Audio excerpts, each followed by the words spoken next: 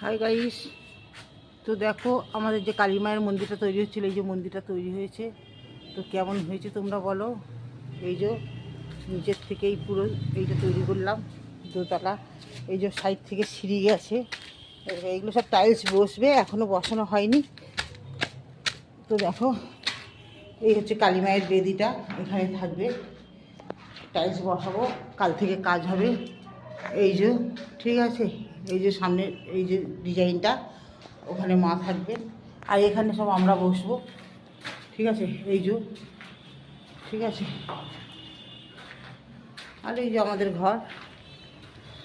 এখান থেকে না বলেছিলাম এখান থেকে জয়েন করো, ছাদের থেকে আসা যাওয়া করবে এই মন্দিরে, কিন্তু তোমার দাদাভাই রাজি হয়নি, বলে কি যে না, ছাদের সঙ্গে একসঙ্গে করবো না, মন্দির থাকবে আলাদা।